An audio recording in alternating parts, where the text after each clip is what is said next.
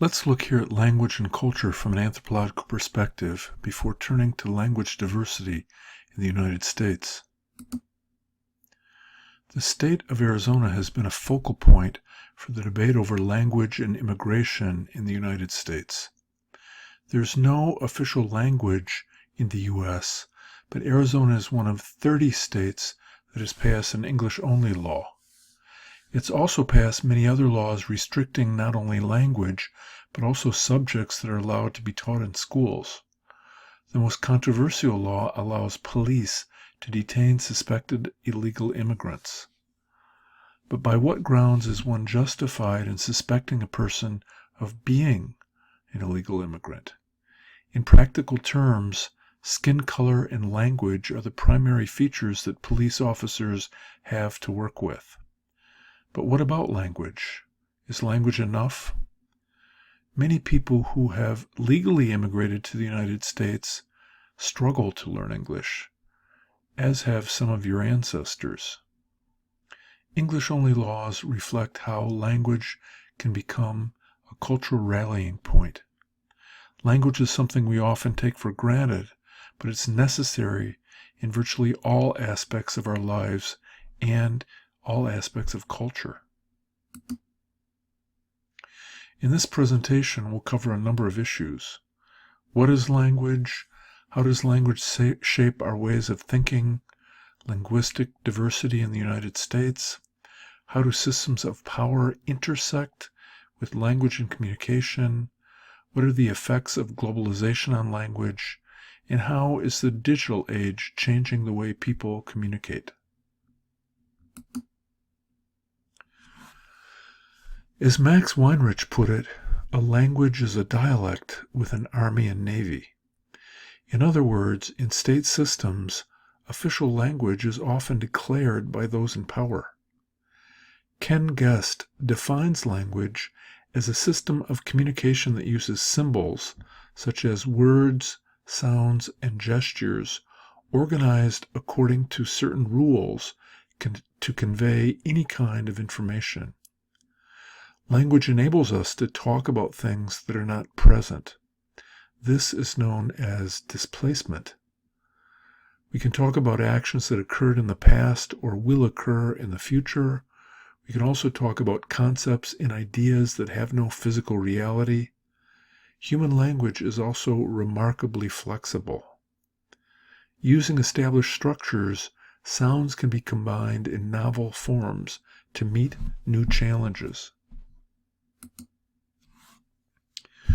Descriptive linguistics is the study of the sounds and methods of construction used by a language. Using descriptive linguistics, anthropologists and linguists work to describe the essential elements and rules of a particular language, including sounds, units of meaning, word order, and grammar. A long-standing debate in linguistic anthropology has to do with how much language shapes our ability to think and produce culture. Two main arguments have developed around the topic of language, thought, and culture. One side of the debate has been framed by Noam Chomsky. Chomsky argues that humans share a similar language ability and thus ways of thinking. He argues that language is essentially hardwired into the human brain. It's an innate capability that we have as human beings. This hardwiring leads to a universal grammar. Chomsky argues that despite their surface differences, all human languages are ultimately built on similar principles. As evidence supporting this position, Chomsky cites the wide ability to translate thoughts and sentiments from one language to another. The other side of this debate has crystallized around the Sapir-Whorf hypothesis proposed by Edward Sapir and Benjamin Lee Whorf. This hypothesis holds that different languages create different ways of thinking.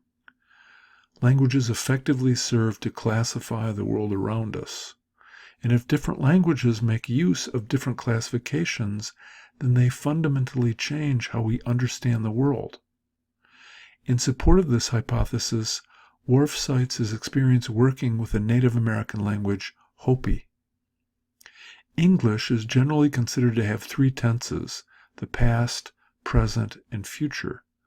But Worf found that Hopi used only two tenses, a combined tense used for both the past and the present, and a separate tense for the future. Worf argued that this fundamentally changes the way Hopi think, arguing that the Hopi have a different conceptualization of time. The diversity of race, ethnicity, class, and gender in the United States pales by comparison to the diversity of language. Literally hundreds of distinct languages share American soil. English itself is divided into sub-languages, dialects, and situational linguistic specialties. The number of languages believed to be spoken in the U.S. ranges between 226 and 332.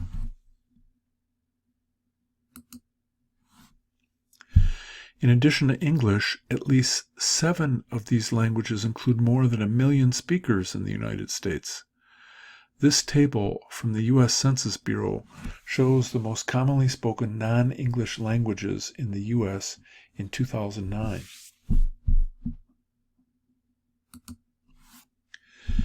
Many deaf Americans consider American Sign Language to be their natural and ethnic language.